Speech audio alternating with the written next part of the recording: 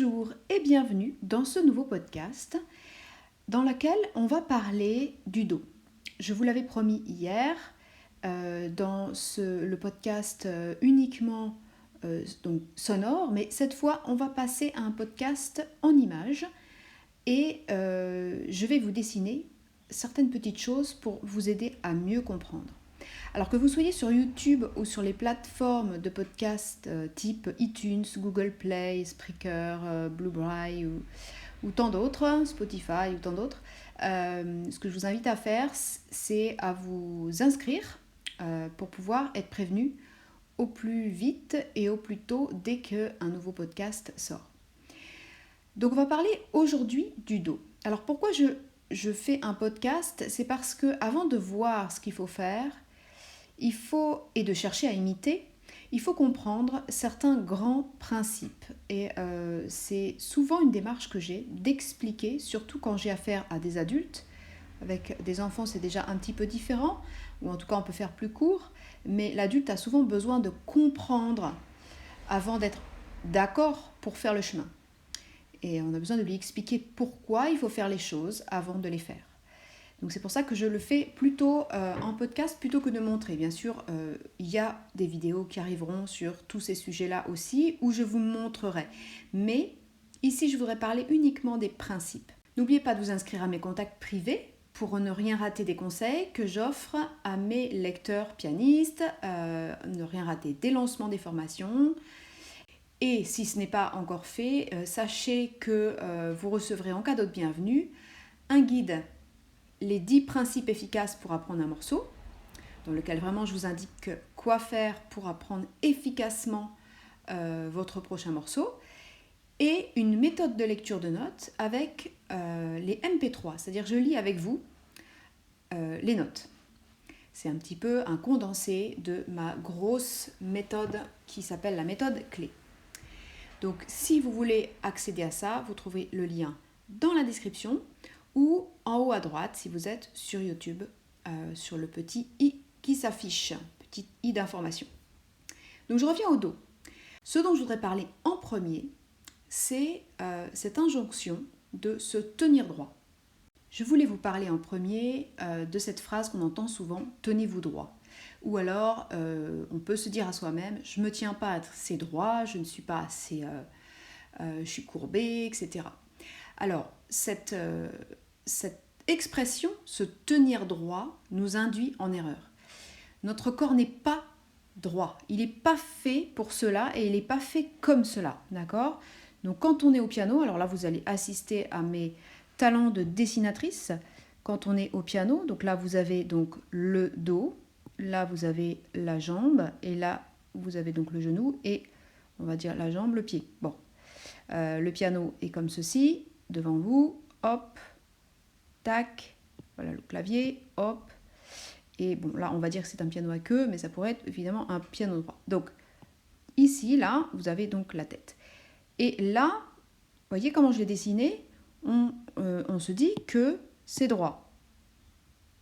Eh bien ce n'est pas droit, bien sûr, vous le savez bien, vous avez quand même peut-être déjà vu des éléments d'anatomie. Quand on est assis devant notre piano, en réalité, le bas est plutôt vers l'avant. Là, ça repart en courbe, ça va plutôt vers l'arrière. Là, ça va plutôt vers l'avant. Et là, vers la fin, ça remonte un peu vers l'arrière. Ça, ce sont des courbures qui sont normales au niveau du dos. Je ne vous fais pas le devant. C'est juste bien comprendre qu'on doit vraiment oublier cette histoire de droiture. Nous ne sommes pas droits. Ça n'existe pas. D'accord? Il y a un équilibre, effectivement, une ligne à trouver d'équilibre, mais nous ne sommes pas droits. Alors du coup, on peut se dire, mais bon, alors du coup, où est le problème? Donc il n'y a pas de problème. Si, il y a quand même un problème, effectivement. Quand on dit qu'il faudrait se tenir plus droit, quand on demande à quelqu'un de se tenir plus droit, c'est bien qu'on voit qu'il y a un problème. C'est juste la façon d'exprimer qui n'est pas la bonne, en tout cas pour notre psychologie, parce que les mots ont toujours un impact sur notre psychologie. Les choix des mots sont toujours très très importants.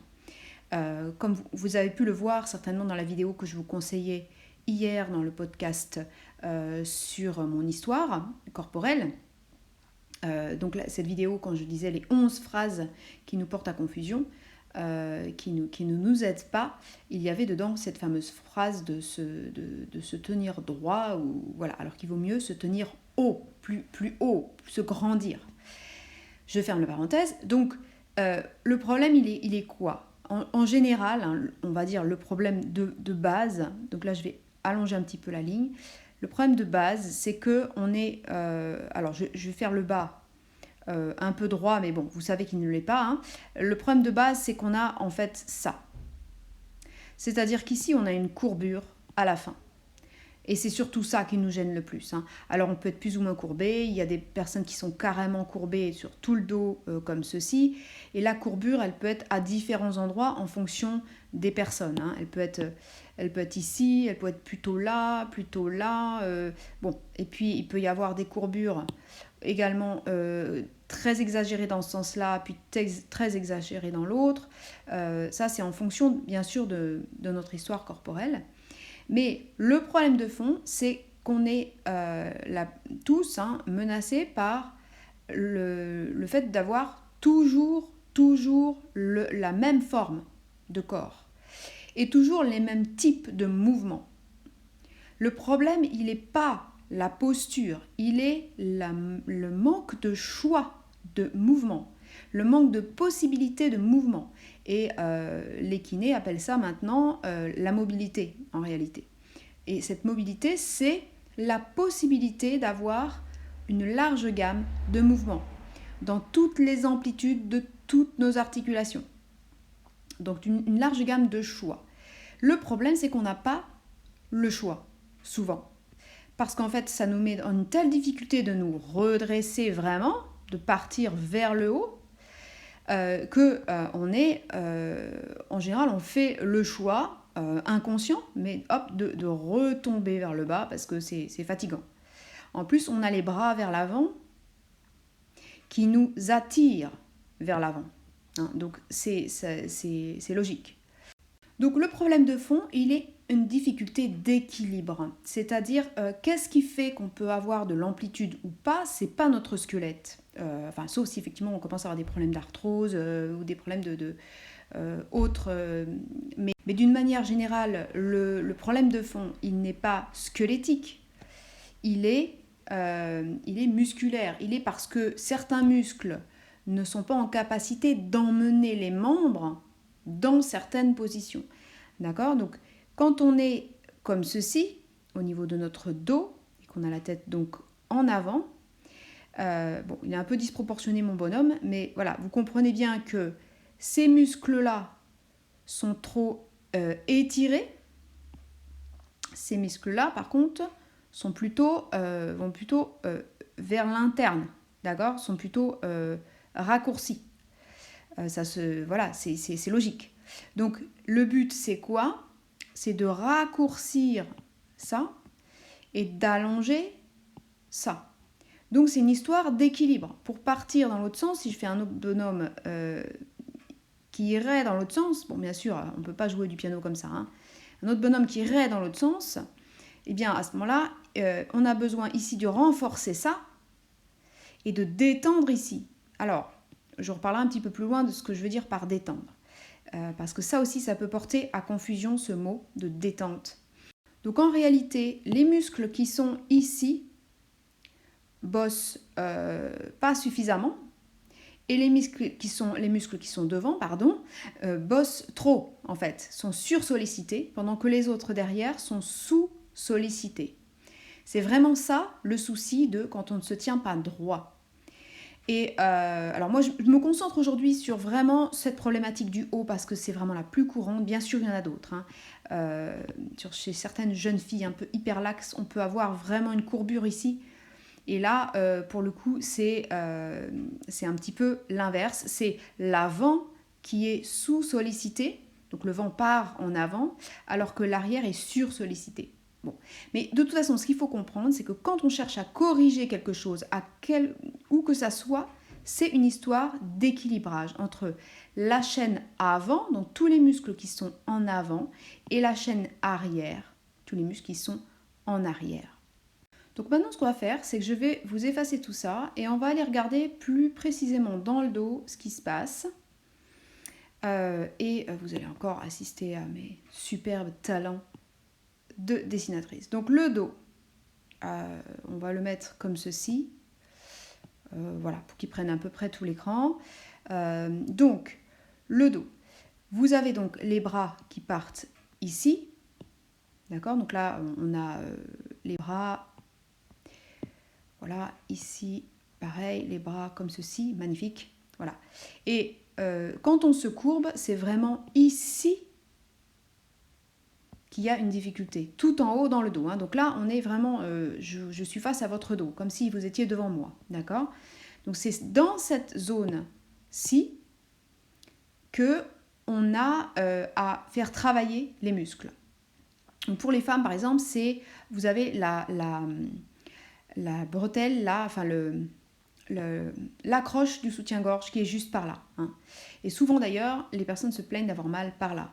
Alors les hommes, vous n'avez pas de soutien-gorge, mais pensez bien entre les deux omoplates. Donc vous avez les omoplates qui sont ici, magnifique. Voilà. Donc c'est vraiment là que ça se passe. D'accord? Donc tous les muscles qui vont accrocher tout ça ici. Alors la colonne, hein, bien sûr, la colonne est ici. Donc c'est des muscles qui sont comme ça. Et l'autre muscles qui sont comme ça. Donc tout ça, ainsi que les trapèzes par-dessus qui tiennent les épaules, etc. Et tous les muscles qui sont dans le dos comme ça. Et qui s'accrochent de cette manière-là. Alors c'est très schématique et c'est loin d'une belle planche d'anatomie, mais c'est pour vous expliquer. Donc on ne va pas parler du bas, hein, c'est uniquement ceci. Voilà, pour la courbure du haut, il y a vraiment ici un gros travail sur tout ça à faire de renforcement. Mais pas que, il y a aussi un travail de sensation. Donc ce que je vous invite à faire de temps à autre, en tout cas ces temps-ci, si vous êtes concerné par cette courbure ici du dos, un petit peu que vous sentez un petit peu bossu, hein, déjà c'est est-ce que vous sentez cette zone dans le dos? Vous savez que j'aime beaucoup dire qu'on ne peut rien changer si on ne sent pas déjà la zone. Alors bien sûr, si vous ne la sentez pas, on peut céder. C'est-à-dire que déjà, est-ce qu'avec vos bras, vous arrivez à atteindre cette zone-là? Est-ce que quand vous vous douchez, vous arrivez à laver cette zone-là déjà? Est-ce qu'avec vos mains, vous atteignez ça? Donc vous pouvez passer par le dessous ou par le dessus. Hein, y a plein de façons de le faire. Enfin, en général, on connaît quand on essaie de se laver le haut du dos. Et comme par hasard, c'est la zone la plus difficile à aller atteindre avec les mains pour la plupart des personnes. C'est pas un hasard justement que cette zone aussi manque de sensation. Hein. C'est vraiment le dos de la tortue, l'endroit où va se loger plein de tensions. Donc en premier, cherchez à remettre de la sensation là-dedans, en vous aidant de vos mains, en vous aidant du fait de respirer profondément et d'aller respirer dans le dos. Et puis après, en essayant de le sentir uniquement, comme de sentir même le frottement des vêtements par là. D'accord? Ça peut vraiment vous aider. Donc c'est la première chose à faire, la sensation. Et ensuite, vous tournir droit supposera donc renforcer la chaîne arrière, donc renforcer tous ces muscles-là, les muscles qui vous font redresser la colonne à partir d'ici, d'accord, mais également ces muscles-là du bas du dos. Alors je ne vais pas trop en parler, mais pensez aussi à muscler ces muscles-là. En tout cas, à les renforcer. Quand on dit muscler, c'est un petit peu, dans certains milieux en plus, un petit peu négatif. C'est surtout les renforcer, les rendre plus forts.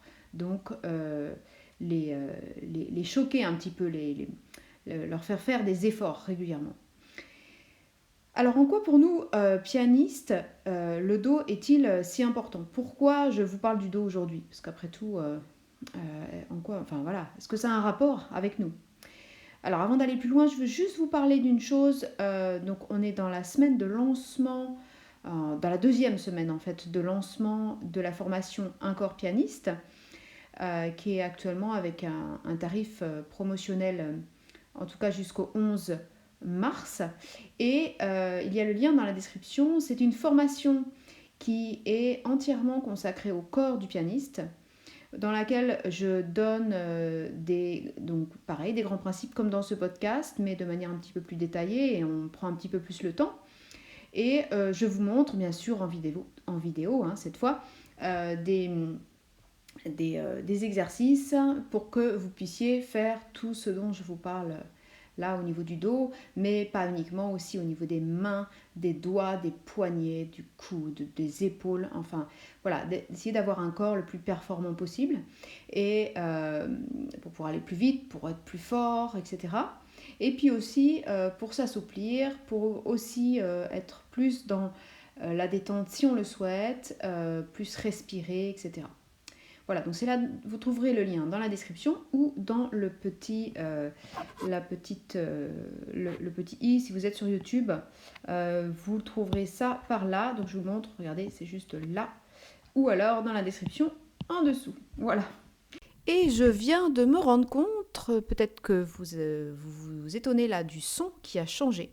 Je viens de me rendre compte que depuis le début, j'enregistre avec le micro natif de mon iPad, alors que je pensais depuis le début que j'étais sur mon micro un petit peu plus professionnel. Voilà, donc je suis navrée que le son ait été un petit peu mauvais au début, mais à partir de maintenant, c'est fini normalement. Donc, pourquoi je parle de ça? C'est parce que les bras amènent les mains sur le clavier. Donc c'est hyper important de parler des bras, mais les bras, en fait, prennent leur attache, leur stabilité dans le dos. Pas de dos, pas de bras. Et pas de bras, pas de main. Hein, ça rappelle un petit peu pas de bras, pas de chocolat, mais c'est un peu ça. C'est vraiment, si vous n'avez pas de dos, vous n'avez pas des bras puissants qui peuvent porter vos mains en avant dans toutes les directions. Or, on en a besoin vraiment au piano. Et si vous n'avez pas de bras, vous n'avez pas de main, vous n'avez pas de main, enfin c'est logique. Hein. Donc, par extension, pas de dos, pas de main. Il faut vraiment comprendre ça. Le corps, c'est comme un grand X. Alors, on continue un petit peu les dessins. C'est comme un grand X, le corps, d'accord? Donc, imaginez un grand X comme ceci, magnifique. Et en fait, la partie supérieure du X, c'est le tronc. Et la partie inférieure, ce sont les jambes, d'accord? Donc, vous imaginez qu'on regarde la personne de dos. Il a ses pieds comme ceci. Et voilà, donc il faut vraiment que vous imaginiez ça comme ça. Alors c'est vrai qu'on n'a pas le tronc coupé en deux, mais malgré tout, ça, les muscles fonctionnent de cette manière-là. On a découvert en plus dernièrement, ces dernières dizaines d'années, les fascias qui montrent bien, et qui englobent, donc qui sont une espèce de membrane qui englobe tous les muscles, qui sont comme des grandes poches dans lesquelles tous les muscles sont disposés, sont en tout cas pris, complètement enclavés. Et on voit bien que ces fascias, justement, montrent une espèce de rassemblement, comme ça, au centre, notamment pour le haut. Le bas, je ne peux pas vous en parler, je ne m'en suis pas suffisamment occupée pour le moment, mais ça viendra peut-être. En tout cas, au piano, on en a besoin aussi, mais ce n'est pas l'urgence pour la plupart des personnes, c'est pour ça. Donc au centre là, ici, vous avez le bassin, bien sûr, qui est le point de rencontre du bas et du haut. Et donc ce qui peut être intéressant pour vous, c'est d'imaginer cette connexion déjà globale entre le bas et le haut avec le bassin au centre, qui fait comme une connexion. Et en haut, qu'est-ce qui se passe? Il se passe qu'à droite comme à gauche, vous avez comme une espèce de Z, on va dire, ou de signes. Vous savez, les petits signes des ornements, là. Tac, tac, tac. Voilà. Les petits... c'est très mal fait, mais voilà. Non, c'est décidément pas ça. C'est tac, tac, tac. Voilà.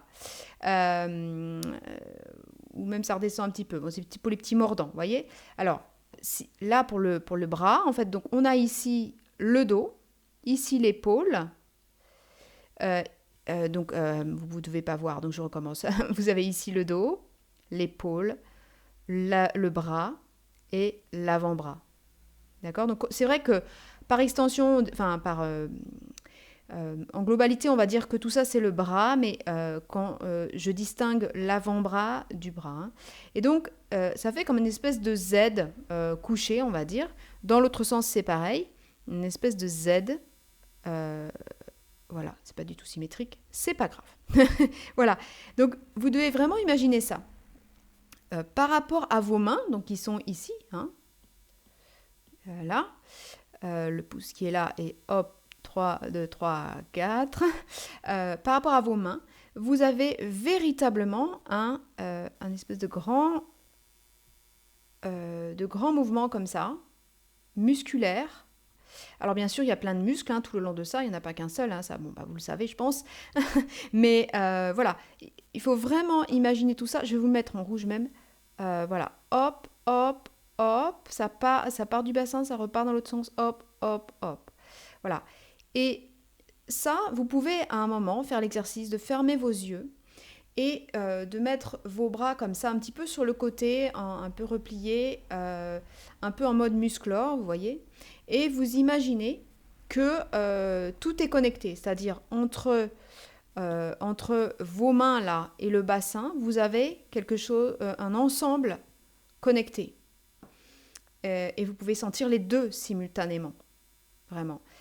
Et ça, c'est vraiment un exercice de visualisation qui peut vous aider aussi pour trouver de la puissance quand vous cherchez à faire des fortissimos. D'imaginer que tout ça part de là. Voilà, donc on en a fini pour cette problématique du dos. Il y aurait bien d'autres choses à dire, mais pour le moment, on va en rester là.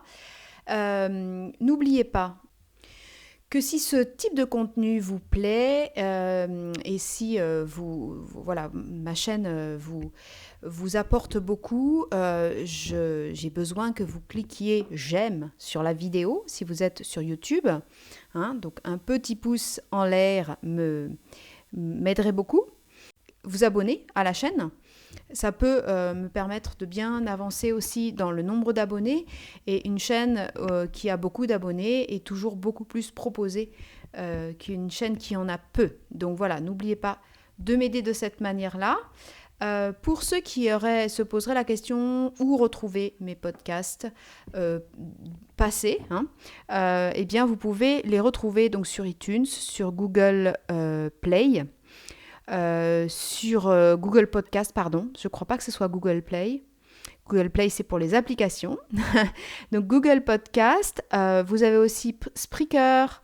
Je fais en sorte aussi le plus vite possible de pouvoir vous mettre ça sur Spotify. Voilà, donc en tout cas, cherchez sur votre plateforme préférée à partir du moment où vous entendez ce podcast, même si c'est dans le futur. Vous pouvez tout à fait trouver ce type de podcast dans votre plateforme préférée, si d'ici là, j'ai réussi à mettre mes podcasts dessus. Voilà. Allez, on se retrouve bientôt pour un autre podcast sur le corps. N'oubliez pas la formation Un corps pianiste qui est actuellement à plus de 50% de promotion. Et voilà, le corps et le piano, c'est vraiment nos deux instruments. Et je dirais même que le corps est beaucoup plus notre instrument, parce que c'est quand même lui qui actionne tout ce qui se passe à l'extérieur de nous. Donc le piano étant à l'extérieur de nous, c'est bien sûr lui qui fait le travail en réalité. Voilà, on se retrouve demain pour un autre podcast sur le corps et le piano, en particulier sur comment notre vie quotidienne nous aide ou nous dessert pour justement être à l'aise avec notre corps. Voilà, après l'éducation, il y a avant-hier ou hier, je ne sais plus, il y a aussi notre vie quotidienne. Et je vous invite également à aller voir la vidéo que je vous propose de voir en suivant, qui est un exercice d'échauffement que vous pouvez faire pour les mains, que j'appelle exercice d'échauffement numéro 1, puisque c'est une série d'exercices, de 5 exercices, qui est sur ma chaîne et que je donne régulièrement d'ailleurs aux personnes que je suis dans l'accompagnement individuel Piano-Me. Et donc vous pouvez retrouver ça donc, dans la description ou toujours pareil sur les petites fiches qui sont juste en haut à droite ou qui c'est en train peut-être de s'afficher d'ailleurs sur l'écran actuellement. Je vous remercie, à bientôt.